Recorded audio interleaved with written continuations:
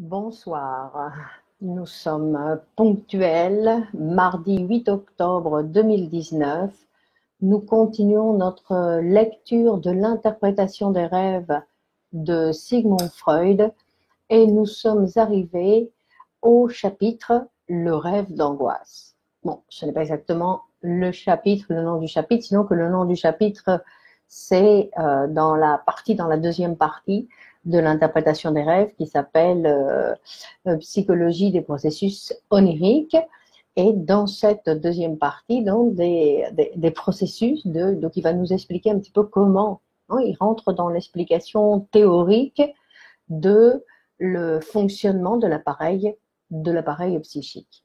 Donc il va nous expliquer que tout ce fonctionnement de l'appareil psychique, c'est un fonctionnement, c'est une construction théorique, puisque comme nous avions vu, l'appareil psychique, il n'existe nulle part.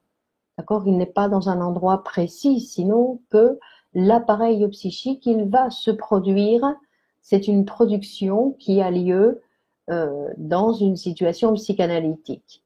Donc on va dire avec un patient qui va parler et un psychanalyste qui va écouter dans une relation psychanalytique. Donc c'est comme ça d'ailleurs que Freud va commencer l'interprétation des rêves, en disant que le rêve est une réalisation de désir, que la réalisation de désir a un sens, d'accord ? Donc c'est-à-dire que cette réalisation de désir ne se fait pas en vain, sinon qu'elle produit un sens au rêve, mais que ce sens, nous pourrons connaître ce sens, nous pourrons savoir quelque chose de cette réalisation de désir pour chaque sujet que si le sujet se prête, on va dire, à cette opération. C'est comme une opération, c'est-à-dire voilà, j'amène la matière première qui est le récit que je vais raconter, ce que je vais raconter en séance, et à partir de là, nous pouvons commencer à travailler. Donc, ce chapitre que nous allons voir aujourd'hui, qui s'appelle donc le réveil par le rêve, okay, c'est-à-dire l'interruption du repos par le rêve. La fonction du rêve, quelle est la fonction du rêve? Et le rêve d'angoisse. Donc, dans certaines traductions françaises, il parle du cauchemar, mais c'est pas exactement le cauchemar. Ou alors, il faudrait définir un petit peu ce que c'est que le cauchemar. Parce que le rêve d'angoisse, en fait, on va considérer un rêve d'angoisse simplement à chaque fois qu'on se réveille, que le rêve n'est pas terminé, mais qu'on se réveille sans raison apparente, et où on va venir donc dire qu'il s'agit d'un rêve d'angoisse, puisqu'il y a quelque chose qui a provoqué le réveil, de quelque chose du rêve. Bon. Donc, pour comprendre, pour nous rapprocher un petit peu de tout ce texte, de tout ce chapitre aujourd'hui, nous allons faire une sorte de petite récapitulation des chapitres antérieurs, d'ailleurs, parce que nous sommes vraiment dans la partie théorique. Donc, la partie théorique, c'est vraiment une construction que Freud a fait pour nous expliquer comment fonctionne la mémoire, à quoi servent les rêves. Non, puisque les rêves, ils ont vraiment une raison, on va dire une raison d'être. Donc, on va faire un petit récapitulatif pour voir où on en est. D'abord, nous savons que nous allons voir un petit peu comment fonctionne notre appareil psychique. Donc, notre appareil psychique, à cette époque-là, disons en 1900, lors de la première publication de l'interprétation des rêves, Freud nous présente un appareil avec un inconscient, un préconscient et une conscience, où il va venir nous dire que l'inconscient, ce que nous allons réussir à savoir de l'inconscient, c'est toujours les effets. D'accord ? C'est-à-dire que l'inconscient ou l'appareil, on va dire que l'appareil psychique travaille tout le temps, et qu'il travaille tout le temps. La nuit, il produit des rêves, et que le jour, il va produire, cet inconscient, il peut produire des symptômes, il peut produire des lapsus, des oublis, comment les Français appellent ça, les blagues, les mots d'esprit, les actes manqués. D'accord ? Ça, on va dire que ça, c'est une expression où intervient, on va dire, que l'inconscient intervient dans la production de ces phénomènes. Donc, ce sont des phénomènes qu'on appelle made in inconscient, on va dire. Et donc, pendant la nuit, il produit des rêves. Donc, et vous vous rappelez qu'on avait déjà vu qu'il produit des rêves pendant la nuit et que la fonction de ces rêves, c'était pour maintenir le sommeil. C'est-à-dire, c'est pour maintenir le sujet endormi. Donc, on lui raconte des petites histoires et comme ça, il est occupé et il ne se réveille pas. Et il y avait, vous vous rappelez, il y avait l'histoire de ce médecin qui vit dans une pension, dans un hôtel, et qui a demandé à la réceptionniste de venir le réveiller le matin pour qu'il aille à l'hôpital travailler. Et donc, le matin, effectivement, la réceptionniste, elle arrive, elle dit « Docteur, c'est l'heure d'aller travailler, vous devez aller à l'hôpital. » Donc lui, il écoute les phrases de la réceptionniste et pourtant, il continue à dormir et il commence à rêver et il rêve qu'il voit un lit d'hôpital, que sur ce lit, il est écrit son nom et donc il dit « Bon, pourquoi je vais devoir me lever puisque je suis déjà à l'hôpital ?» D'accord? C'est-à-dire que le rêve, il va utiliser les éléments externes, les éléments, on va dire, de la réalité. Pourquoi? Pour continuer à dormir. Donc, sa fonction, c'est de maintenir le sommeil du sujet ou de maintenir le sujet endormi, on va dire. Donc, tous ces effets de conscience, parce qu'en fait, les effets, ce que l'inconscient produit, ça s'appelle des effets de conscience qui vont dépendre pour leur formation, comme on avait vu, d'un désir inconscient. D'accord? C'est-à-dire qu'il peut y avoir beaucoup dans ce processus qui va avoir lieu de formation du rêve, il y a beaucoup de facteurs qui peuvent intervenir. Mais que de toute façon, on va maintenir la thèse, quoi qu'il arrive, le rêve est une réalisation de désir. Le rêve est une réalisation de désir. Et donc, et en plus, il va venir que le rêve est une réalisation de désir et que le désir inconscient surdétermine l'effet de conscience. C'est-à-dire que dans tous les effets de conscience, donc comme on parlait, non, le lapsus, l'oubli, l'acte manqué, le rêve, tous ces effets de conscience sont surdéterminés par le désir inconscient. C'est-à-dire qu'on va dire surdéterminé, pour l'instant, on va dire que la surdétermination, c'est comme celle qui va participer, le désir inconscient, c'est celui qui va participer à la production de cet effet. Ça va être, comme on avait dit déjà plusieurs fois, ça va être le moteur. D'accord? C'est-à-dire que c'est le moteur qui participe et qui va donner. Bien sûr, il ne va pas être tout seul puisqu'il y a d'autres éléments qui vont intervenir puisque ce moteur, en fait, c'est une énergie qui va lancer de l'énergie, qui va arriver au préconscient. Du préconscient, ça va passer à la conscience. Et à chaque fois que ça va passer d'un système à un autre système, il doit payer le péage. Et à chaque fois qu'il paye le péage, il se transforme. D'accord? Donc, le contenu manifeste, l'effet de conscience, le contenu manifeste est surdéterminé par le désir inconscient. Donc, en plus, Freud, il nous avait déjà donc expliqué dans le chapitre antérieur que le désir inconscient est infini, que le désir inconscient est immortel. Donc, c'est-à-dire qu'une fois qu'il est installé dans le sujet, une fois qu'il a été, on va dire, construit, non, produit chez le sujet, parce que le sujet, il n'est pas avec un désir inconscient, sinon que le désir inconscient, c'est le résultat d'un processus d'humanisation. D'accord? Donc, on va voir, non? Donc, il dit que ce désir inconscient, donc, il est immortel, et immortel dans le sens où il va vivre avec le sujet jusqu'à la mort. Ou plutôt, le sujet va vivre avec lui jusqu'à la mort, puisque on va dire que le sujet va mourir quand le désir inconscient va s'éteindre, en fait. D'accord? Donc, Et ça, qu'est-ce que ça veut dire? Parce que ce qui nous intéresse, c'est pas vraiment, non, c'est montrer que il va nous accompagner toute notre vie. Et donc, s'il va nous accompagner toute notre vie, on peut dire que ce désir inconscient, il nous accompagne pourquoi? Parce qu'il est irréalisable. C'est pour ça qu'il va nous accompagner, parce que ce n'est pas un désir que, poum, je le réalise et du coup il disparaît.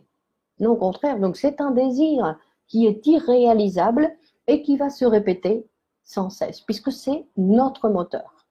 Donc c'est un petit peu l'explication qu'on va voir aujourd'hui. Donc on avait vu aussi un petit peu la fois dernière que donc la spéculation, on va dire, ou la construction théorique que Freud fait, bonsoir Dalia, la construction théorique que Freud va fabriquer donc dans ce livre, c'est qu'il va nous expliquer l'origine de ce désir. L'origine de ce désir qui va nous accompagner toute notre vie. D'accord? Et le pourquoi de l'impossibilité de la réalisation de ce désir. C'est-à-dire que c'est un désir qui va fonctionner tout le temps parce qu'il ne va jamais être assouvi. Il ne va jamais être satisfait. D'accord? C'est-à-dire que c'est un désir insatiable. C'est un désir constamment insatisfait. Alors, on va voir un petit peu non, ce que ça veut dire. Parce qu'en fait, donc, quand il nous a expliqué l'autre jour un petit peu comment était construit ce désir, comment il est apparu, on va dire, pour la première fois, il dit, Freud, qu'il est apparu au niveau de la nécessité. C'est-à-dire que dans le sens qu'il existe une énergie de la nécessité et qu'il y a un objet qui vient couvrir, qui vient assouvir, qui vient satisfaire cette nécessité. D'accord? C'est là où on va faire d'ailleurs la différence entre ce qu'est une nécessité et ce qu'est un désir. Un désir est irréalisable. Par contre, la nécessité, si que la nécessité peut être satisfaite. D'accord? Donc, il dit que d'un côté, nous avons la nécessité qui donc va avoir cette caractéristique d'avoir la possibilité d'être assouvi, et le désir qui est considéré insatiable, qui est vu comme insatiable. D'accord? Donc, quand Freud va faire cette reconstruction mythique du désir, il va nous parler d'une première expérience de satisfaction. Et en fait, cette première expérience de satisfaction, qui est une satisfaction de la nécessité, d'accord, ce n'est pas une satisfaction du désir, parce que pour l'instant, il n'y a pas de désir. Quand on va construire, au début de la construction de l'appareil psychique, la nécessité, elle réclame une satisfaction par un objet. On a tendance à parler de le bébé, en fait, non, ce bébé qui réclame le lait chaud, et que un jour, c'est comme si on allait dire, ça fait tilt. Il a le lait au moment où il comprend qu'il pleurait et que tout d'un coup, on lui donne le lait. Donc, avec ses pleurs, il exprimait son besoin. Parce qu'au départ, il n'a pas vraiment besoin, c'est un instinct. Donc, bon, c'est un instinct, justement, c'est là où on va passer d'un instinct, d'une situation instinctive à une situation de pulsion, qu'on verra plus loin. Donc, c'est-à-dire que au départ, cet instinct, il va être assouvi, par un objet. Donc, il y a quelque chose, non, ce lait chaud qui va venir satisfaire cette faim. D'accord? Si on peut commencer par parler de la faim. D'accord? C'est-à-dire que la nécessité a un objet matériel qui est capable de satisfaire cette nécessité.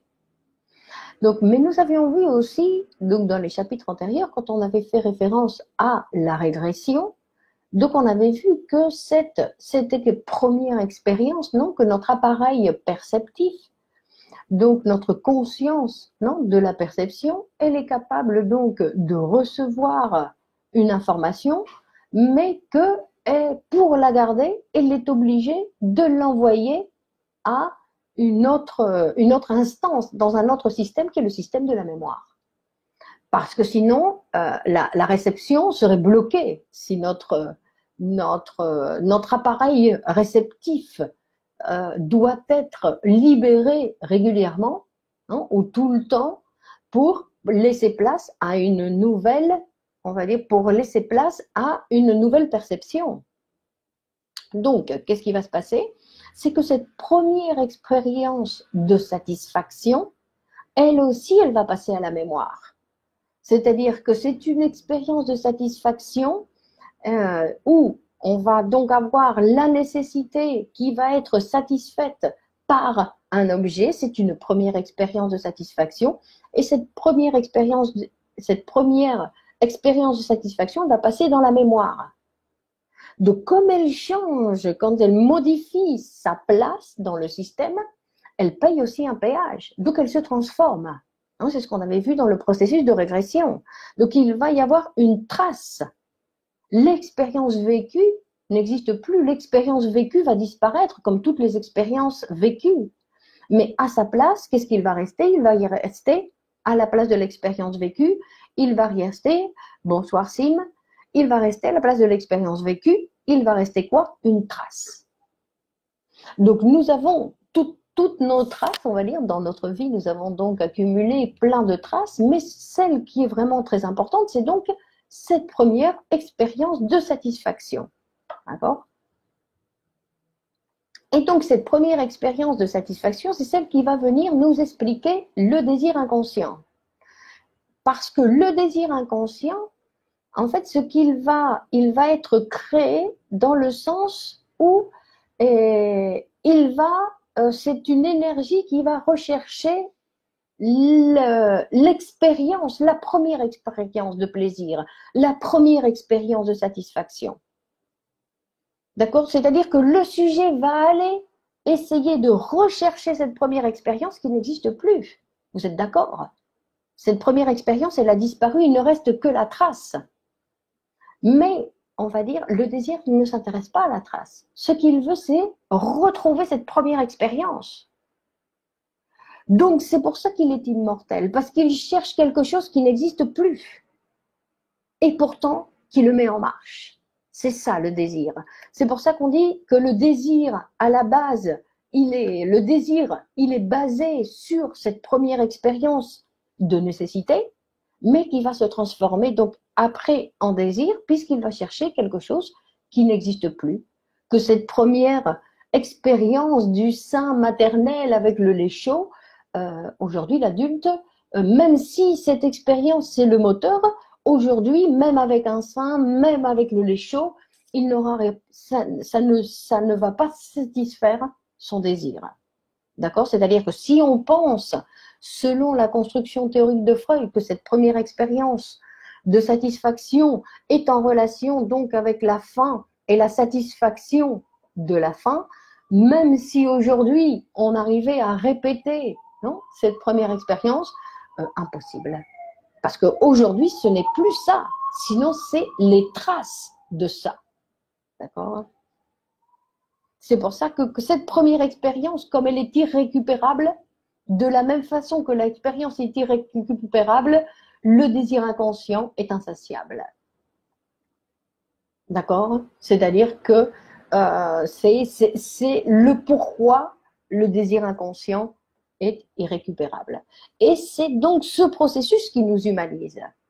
D'accord? Puisque nous ne sommes plus, c'est à partir de là que l'homme va rentrer dans une autre dimension, qui est la dimension du désir, où il abandonne d'une certaine façon son animalité. Dans le sens où aujourd'hui, à partir de cette production du désir inconscient, tous les besoins de l'homme ne sont plus exactement des besoins, sinon qu'ils sont tous touchés par ce désir. C'est-à-dire que nous pouvons, nous le voyons dans notre vie quotidienne, nous pouvons penser que tel objet va satisfaire telle situation ou que telle nourriture va satisfaire la faim. Oui, effectivement, si on mange beaucoup, on peut avoir la faim. Et encore, vous voyez qu'il y a des gens qui ne sont jamais satisfaits, qui n'ont jamais mangé exactement ce qu'ils voulaient, qu'ils auraient voulu manger autre chose, qui n'ont pas exactement mangé à l'heure qu'ils voulaient, qu'ils auraient voulu manger autre chose. C'est-à-dire que la nécessité même si elle est couverte, cette nécessité dont on parle, non, comme cette nécessité animale, on va dire, et pourtant, pour l'homme, elle n'est jamais satisfaite. D'accord? C'est-à-dire que le désir, il va toujours rappeler en disant j'en veux plus, j'en veux plus. Donc, qu'est-ce que ça veut dire? Ça veut dire que le désir, comme il est insatiable, comme il est toujours insatisfait, en fait, c'est parce qu'il n'a pas d'objet. Il n'y a pas d'objet qui peut couvrir la nécessité du désir. Il n'y a pas d'objet. C'est pour ça que c'est un moteur qui est tout le temps en marche. Et donc aussi, ça c'est quelque chose qui va venir d'une certaine façon nous intriguer dans le sens où il n'y a pas d'objet qui puisse venir satisfaire notre désir. C'est-à-dire que ce désir qui fonctionne constamment, ce moteur qui est en constant fonctionnement, il est en constant fonctionnement parce qu'il ne va jamais ni l'amour, ni le travail, ni sinon le fonctionnement. C'est là en fait où il va se satisfaire avec le fonctionnement de l'appareil. D'accord? C'est-à-dire qu'il n'y a pas un objet. C'est pour ça aussi qu'on va dire, par exemple, que Freud il va faire une définition de qu'est-ce qu'un être sain, non? Parce que quand on parle des symptômes, on va dire qu'est-ce qu'un être sain, on veut dire c'est quelqu'un qui a la capacité de substitution. C'est-à-dire que parce que le désir inconscient, il est comme ça. Quand il va se bloquer sur une personne, là, il y a symptôme. Non? Quand les gens ne sont capables d'aimer qu'une seule personne, il y a symptôme. Qu'en fait, notre énergie psychique, elle a la capacité de se déplacer d'un objet à un autre.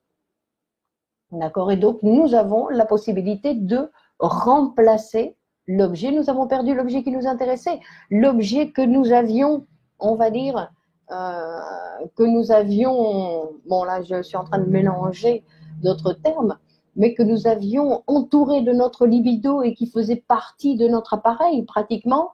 Et si cet objet, nous le perdons pour une raison ou pour une autre, nous devons avoir une certaine élasticité pour que notre énergie puisse se déplacer et aller chercher un autre objet pour sa satisfaction, même momentanée. Non? Donc, on va voir un petit peu ce que ça veut dire. Non, Freud, il va dire, donc, le désir n'a pas d'objet.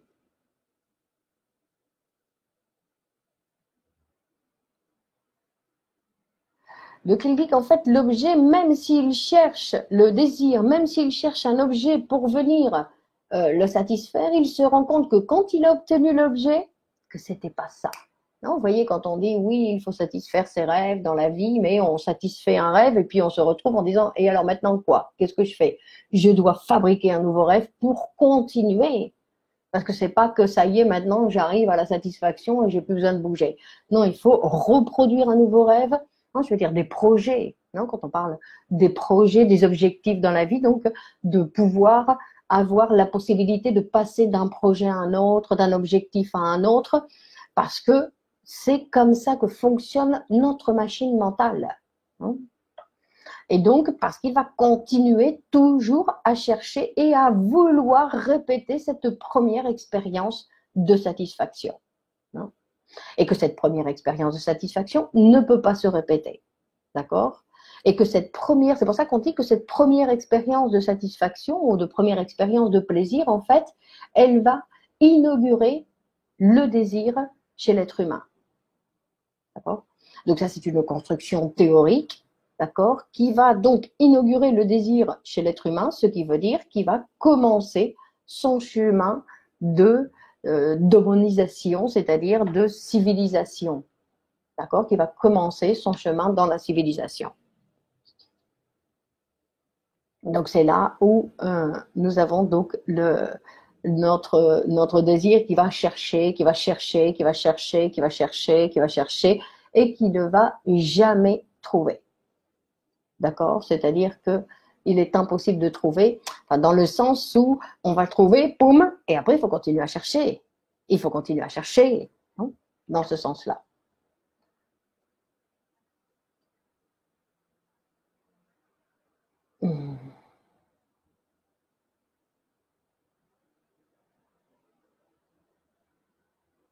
Donc, c'est-à-dire que cette première expérience de satisfaction, en fait, nous l'avons perdue pour toujours.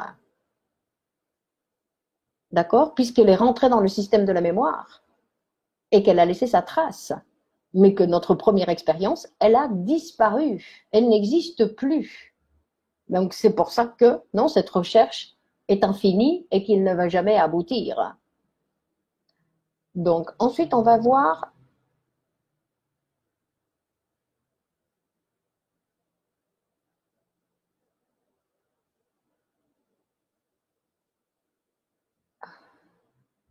alors, que le désir n'est pas intéressé par la mémoire. Le désir, ce qu'il cherche, c'est la réalisation de son désir, de cette première expérience vécue, on va dire, non, cette première satisfaction.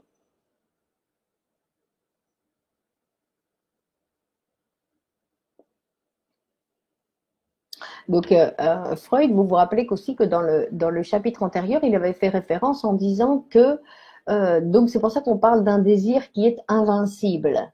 Non, c'est un désir invincible parce qu'en fait, il va mourir avec nous.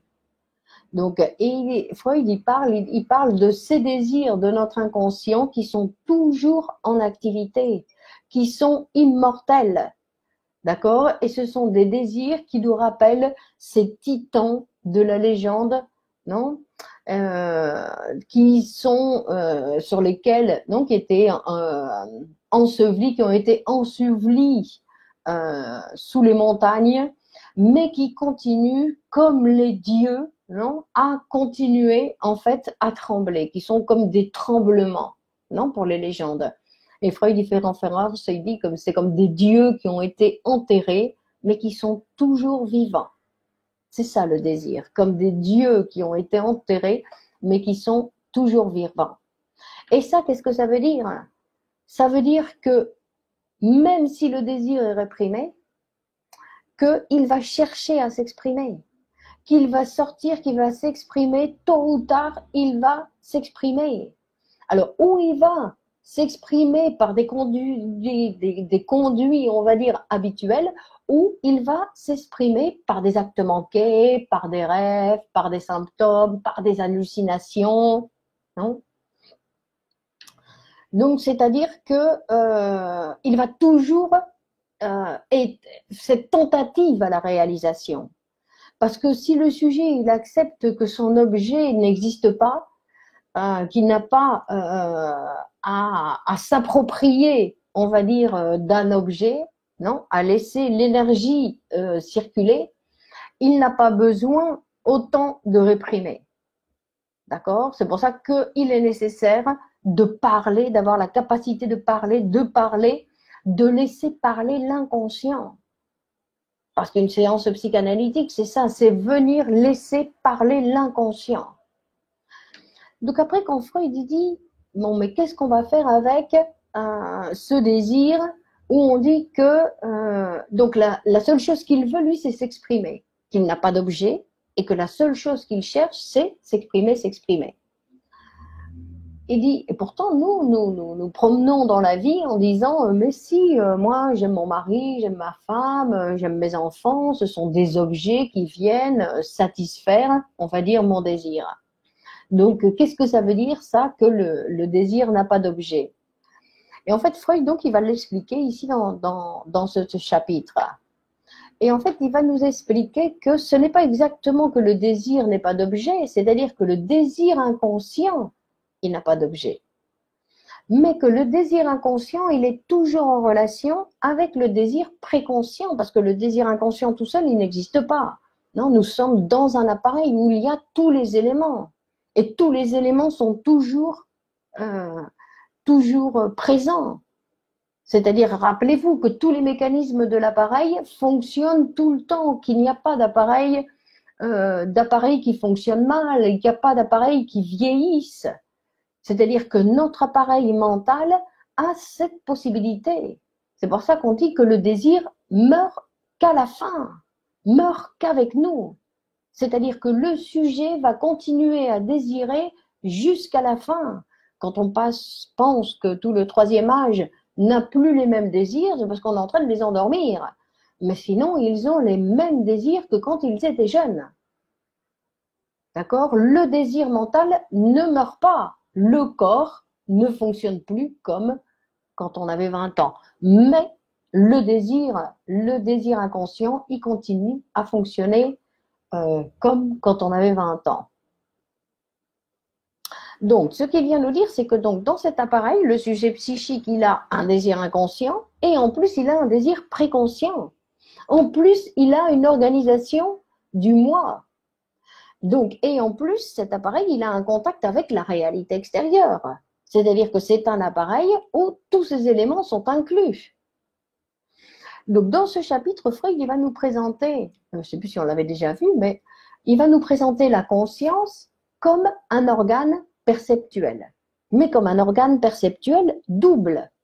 C'est-à-dire que c'est un organe qui a la possibilité de percevoir l'extérieur, ce qui se passe à l'extérieur, et il a la capacité aussi de percevoir ce qui se passe à l'intérieur de l'appareil psychique. En tout cas, qui reçoit des informations. De la même façon qu'il reçoit des informations de l'extérieur, il reçoit des informations aussi de l'intérieur. Donc, c'est un organe sensible de perception, notre conscience. Et qu'en fait,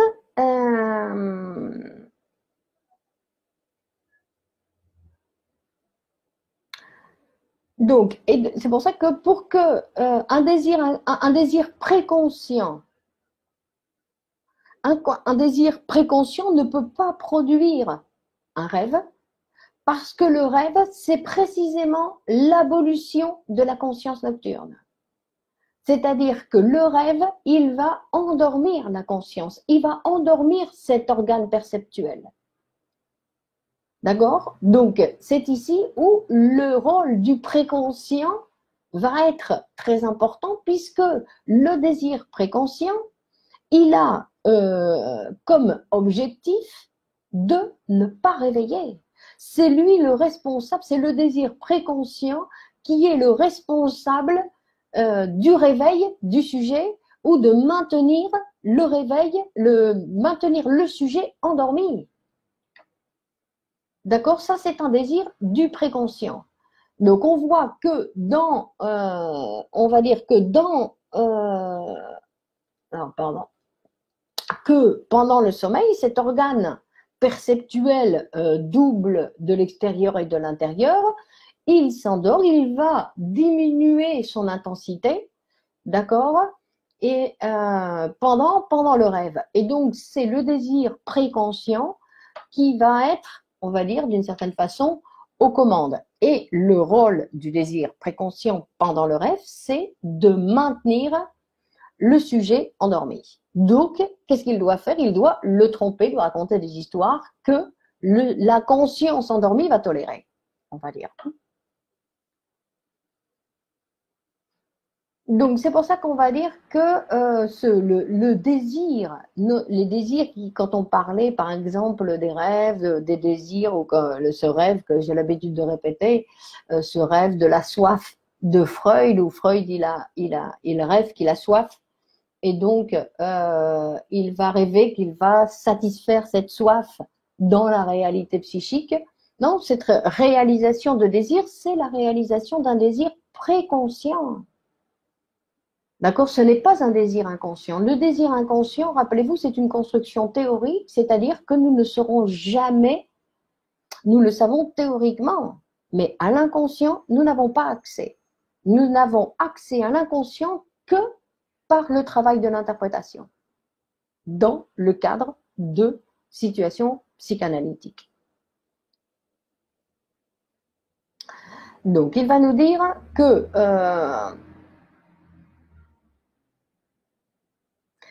en fait, le désir inconscient, ce qu'il va faire, c'est qu'il, comme le désir préconscient, il n'a pas beaucoup d'énergie, et en plus l'énergie qu'il a, il doit l'utiliser pour maintenir le sujet endormi. Donc, c'est le désir inconscient qui va s'unir au désir préconscient, qui va trouver, donc, dans les restes, non, ce qu'on avait vu, il va trouver des souvenirs proches du sujet pour s'infiltrer dans le désir du préconscient et ainsi arriver dans la conscience pour réaliser le désir, non? Pour qu'après on puisse raconter son rêve Après, bien sûr, tous les péages qu'il doit payer, non? Puisque le désir inconscient, il doit se soumettre à la censure qui doit être, non, qui doit se soumettre à la censure qui est proposée par le système préconscient, c'est-à-dire que le préconscient, il dit attention, moi je ne t'accepte pas de n'importe quelle manière. Tu dois avoir, non, tu dois t'insérer, on va dire, tu dois t'insérer dans ce qui correspond à mes désirs préconscients. Et en plus, il faut qu'il respecte le désir préconscient de maintenir le rêve, de maintenir le sommeil. C'est pour ça qu'on va dire que l'être humain, il n'est pas pur désir. Parce qu'une chose, c'est ce qu'il ne reconnaît pas que l'homme ait des désirs inconscients ou que le sujet psychique ait des désirs inconscients. Et autre chose, c'est penser que seulement il y a le désir inconscient. Et que donc il s'agirait d'aller réaliser un petit peu n'importe comment nos désirs inconscients. Il dit non, non, non, non. Il dit les désirs inconscients sont normalement infantiles. C'est-à-dire que ce sont des désirs où on voudrait une satisfaction comme, non? Puisqu'on va parler de ce désir inconscient qui a été produit à partir de cette situation initiale. Ah, ce sont des désirs en fait qui sont avec nos premiers objets d'amour. Et nos premiers objets d'amour, c'était la maman, le papa et les gens qui nous entouraient quand nous étions tout petits. D'accord? Avec qui nous avons appris, on va dire, nos premiers objets d'amour, c'était avec qui nous avons appris à parler.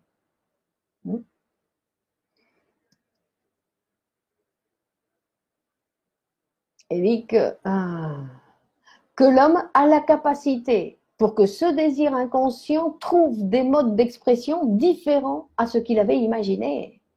Ça veut dire que la manière que j'utilise pour m'exprimer, la manière que j'utilise pour désirer, non seulement il y a une intervention là de la morale, mais aussi de la conscience, mais aussi du désir préconscient.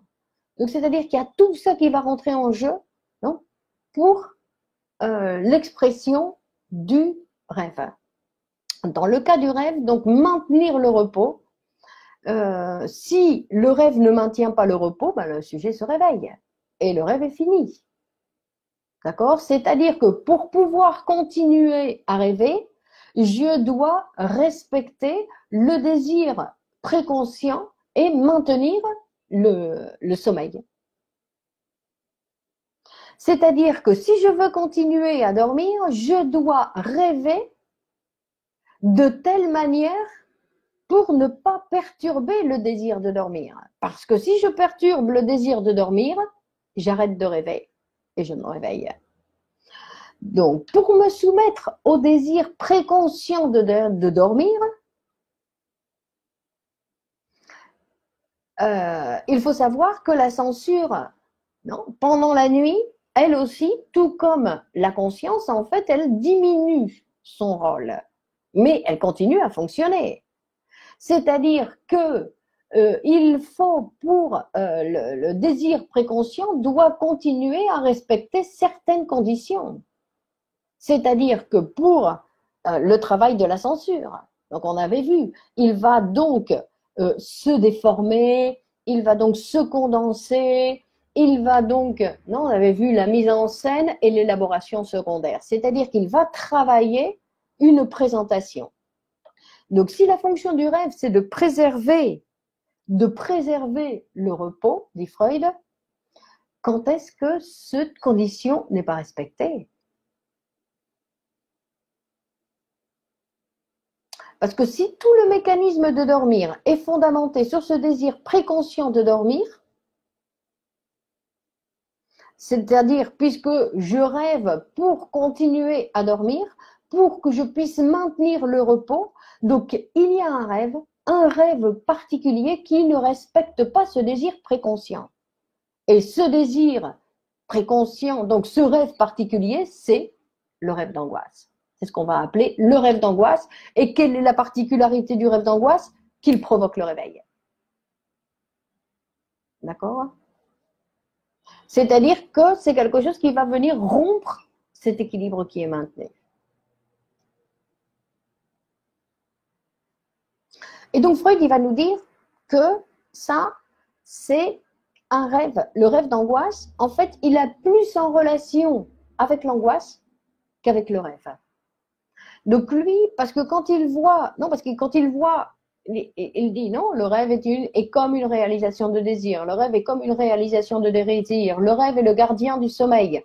Il dit, quand il se retrouve face au rêve d'angoisse, il dit, ben alors qu'est-ce que je fais là? Là, ça marche plus.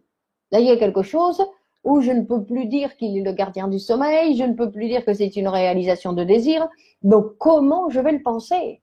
Non? Et donc, il dit que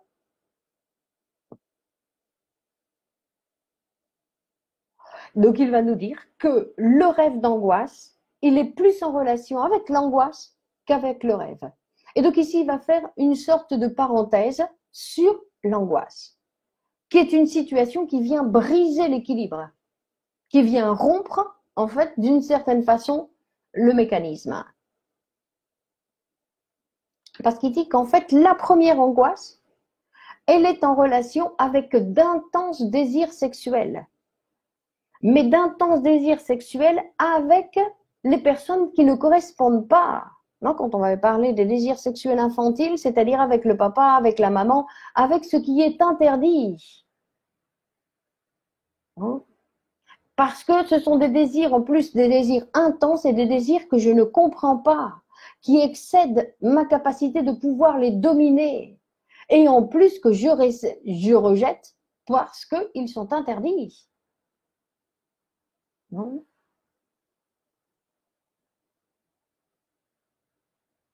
Et c'est là où se produit donc l'angoisse.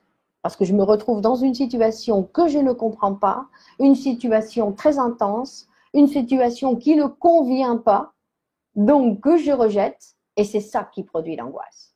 C'est-à-dire qu'il va venir nous expliquer que l'angoisse, en fait, c'est un phénomène qui est produit parce que le sujet se retrouve face à un désir et au rejet de ce désir.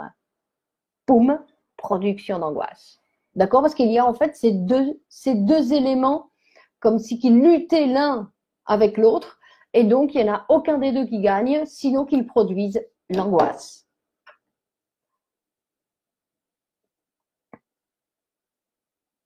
Donc, il va nous expliquer, il va dire que l'angoisse, non, en plus, pourquoi l'angoisse, en fait, il va dire que ce n'est pas ce que je rêve qui va produire le réveil, sinon qu'il va dire que c'est l'angoisse qui produit le réveil. D'accord? C'est le rêve d'angoisse, c'est-à-dire que c'est l'angoisse qui produit le réveil et qui produit le rêve qu'il produit. Et il va nous donner des exemples.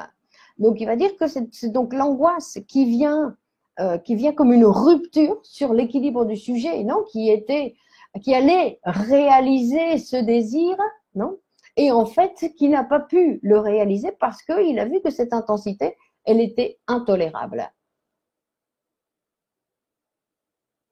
Elle était intolérable, donc il rejette cette incompréhension parce que ce n'est pas tolérable, parce que ça ne correspond pas, parce que c'est une intensité, non, c'est une forte intensité incompréhensible. Et donc, il va nous parler de lui-même d'un de ses rêves et il dit que ça fait longtemps que lui, comme adulte, qu'il ne fait pas de rêve d'angoisse, mais il dit qu'il se rappelle que quand il était petit, quand il avait 7-8 ans, qu'un jour, il s'était réveillé angoissé. Et que dans le rêve, il voyait sa mère qui était portée, il dit,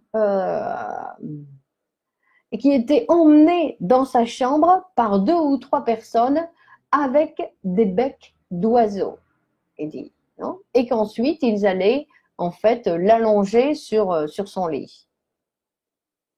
Et que sa mère, elle avait un visage d'une expression tout à fait sereine et qu'elle paraissait dormir. Non? Et alors, attendez, je vais regarder ici ce que j'ai, la version, on va dire.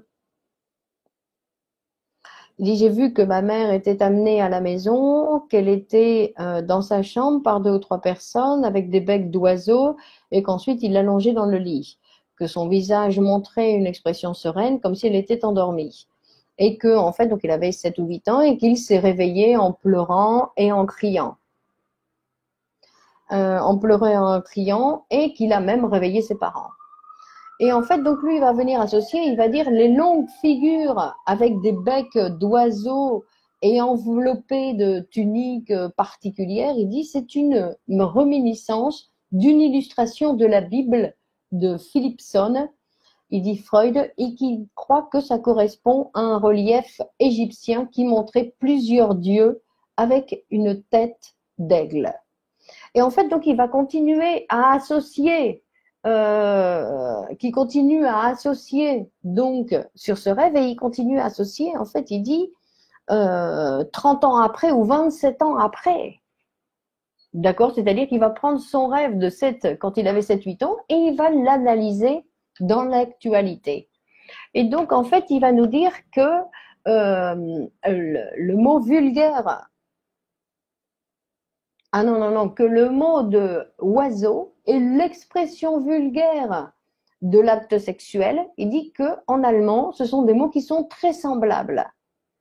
Donc, il en vient à dire, il dit, ce n'est pas que l'angoisse, c'est en fait, c'est déchargé pour que je me rende compte que dans le rêve, ma mère était morte. Il dit, non, non. Il dit, sinon que j'ai rêvé que ma mère était morte pour me réveiller parce que j'avais senti l'angoisse. C'est-à-dire que c'est l'angoisse qui a fabriqué le rêve de la mère morte, qui était pour un petit garçon de 7-8 ans une image insupportable et donc qui a provoqué le réveil. Qui a provoqué quoi? L'alarme sexuelle. D'accord? Donc, et qu'il avait senti qu'il avait...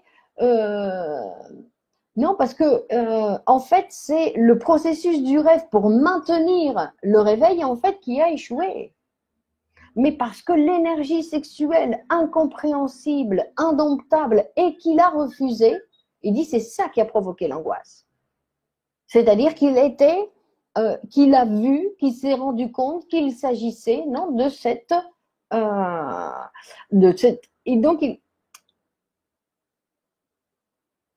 il dit qu'en fait, oui, que cette angoisse, elle peut faire référence, il dit, à un plaisir sexuel, à une énergie sexuelle qui est devinée et en fait, et qui a provoqué, d'accord, et qui a provoqué donc le réveil. Ou pas qui a provoqué le réveil, sinon qui a transformé, parce qu'il dit qu'en fait, parce qu'en fait, on peut penser que dans le rêve, ce qui allait se réaliser, c'est que lui, il allait, non, se retrouver le petit garçon avec sa maman. Donc, non, où il allait satisfaire, on va dire, ce désir sexuel infantile. Mais comme ça, c'était quelque chose de totalement intolérable, cette intensité, en fait, non, il a dû donc la transformer. Et il a dû la transformer et il dit que en fait ça correspond au travail de l'élaboration secondaire du rêve. C'est-à-dire que de voir sa mère morte pour penser justement que c'était sa mère morte qui l'avait réveillée et donc que ça n'avait absolument rien de sexuel, sinon que c'était quelque chose qui était entre la vie et la mort. Donc il dit donc je rêve de quelque chose de terrible pour inhiber l'angoisse. Et donc, il va nous dire quelque chose qui est très intéressant. Il dit que donc à partir de là, il dit je peux penser qu'il est très probable que la majorité des symptômes qui sont en relation avec l'expression verbale, avec l'interruption de cette expression, avec le silence dans les séances psychanalytiques. Il dit que ça, l'interruption du discours, non, il a déjà expérimenté donc la sensation de l'angoisse face à certains sujets traités, face à certaines expériences de la vie. Donc tout ce qui, dans le langage, tout trouble du langage doit être regardé premièrement comme une inhibition par l'angoisse. C'est-à-dire que l'inhibition est provoquée par l'angoisse. D'accord? C'est-à-dire que les troubles du langage sont des effets de cette angoisse. D'accord? Donc, ce ne sont pas les symptômes qui produisent l'angoisse, sinon que c'est l'angoisse qui produit les symptômes. Et donc, c'est-à-dire que le symptôme, il faut le penser, tout comme le rêve de la maman morte pour qu'il se réveille, c'est un moyen de défense que le sujet va utiliser. C'est pour ça que l'angoisse, il ne s'agit pas d'éliminer l'angoisse du sujet, puisque c'est ce qu'il utilise pour se protéger de de cette intensité. En fait, c'est ce qu'il a, non, qu'il utilise pour se protéger. Donc, en fait, il va nous donner aussi un autre exemple. Freud, il dit, c'est comme le malade qui est incapable de marcher tout seul dans la rue. Non? Et donc, il dit, on va considérer bien sûr que cette incapacité, c'est comme un symptôme. Non? C'est comme une personne qui a peur de sortir à l'extérieur, qui produit des angoisses. Donc, il dit, si nous pouvons supprimer, il dit, ce symptôme en obligeant le sujet à réaliser cet acte dont il se croit incapable. Et on va dire, si, vas-y, sors, tu vas voir, il va rien se passer. En fait, il va sortir et donc, qu'est-ce que ça va passer? Une attaque d'angoisse.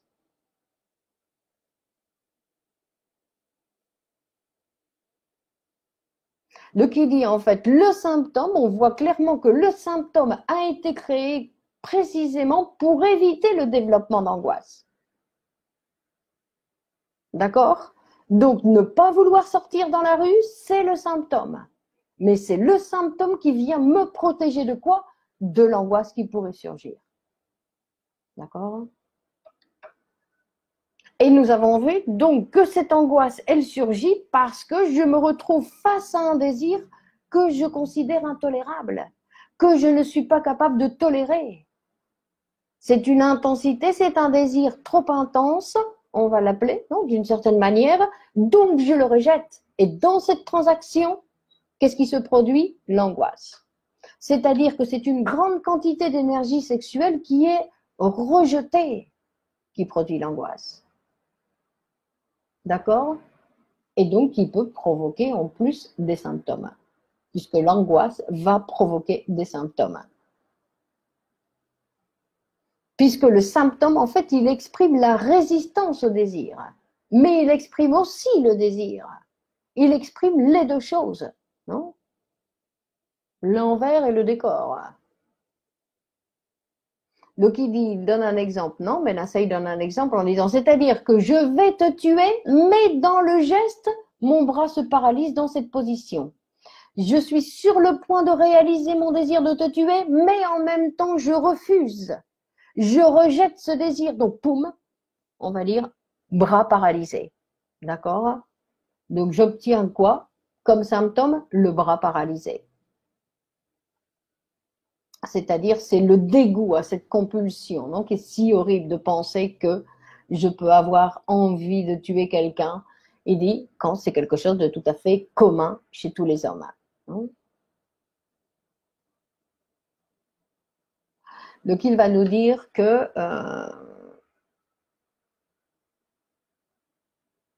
le désir, donc le désir d'une certaine façon, il circule, on ne sait pas exactement, puisqu'il a lieu, en fait, le désir, il se produit, le désir, il se produit, et quand il se produit, il est toujours en relation avec le préconscient, non, qui a ses propres désirs, qui a sa propre organisation. Et donc, quand l'énergie de l'inconscient passe dans le préconscient, en fait, elle doit s'adapter. Donc, elle doit payer le péage, non, en se déformant, non, et elle rentre dans le langage, en fait, cette énergie, puisque le préconscient, c'est là où l'énergie peut être traduite, on va dire, par des mots, non? Et donc, il va nous dire que tout produit qui apparaît dans la conscience, non, parce qu'on va reparler de la surdétermination, donc il dit que tout produit qui apparaît dans la conscience, il est surdéterminé par le désir inconscient, mais que c'est une transaction entre le désir inconscient et la répression, entre le désir inconscient et la censure, entre le désir inconscient et les désirs préconscients. d'accord? C'est-à-dire que l'effet qui apparaît dans la conscience, c'est le résultat d'une transaction. Et oui, le résultat d'une transaction, d'accord? Et qui n'est pas obligé de produire, évidemment, qui n'est pas obligé de produire des angoisses. Donc, c'est pour ça qu'on va dire qu'un rêve d'angoisse, on va dire que c'est en relation avec l'interruption du repos, non, par le rêve. C'est-à-dire que je fais un rêve que je ne tolère pas, c'est pour ça que je me réveille. D'accord? Ça, c'est donc, peu importe, on va dire, et des fois, même si on s'en rend pas compte, parce que c'est pas obligatoirement des rêves, quelle horreur, j'ai fait ce rêve-là, sinon c'est simplement, on va dire, un rêve, c'est simplement un rêve qui peut être simple, mais s'il me réveille, rêve d'angoisse. Bon, le prochaine fois, mardi prochain, on continue avec le processus primaire et le processus secondaire, et nous allons voir, donc, je crois que c'est la répression. Non, c'est la répression ou, parce qu'ici, ils disent, je crois que c'est, ou alors, qu'est-ce qu'on va dire ici, c'est bonsoir, bonsoir, et on va dire que ici, c'est l'inconscient, oui, donc nous avons, donc c'est la répression, d'accord? Donc, nous allons voir, donc nous continuons mardi. Il nous reste 2 chapitres pour terminer l'interprétation des rêves. Donc, merci de m'avoir accompagné dans ce nouveau chapitre. Et donc, nous continuons, bien évidemment, nous continuons mardi prochain à la même heure et sur le même Facebook. Donc, bonne continuation, bonne semaine à tous et à mardi prochain. Au revoir.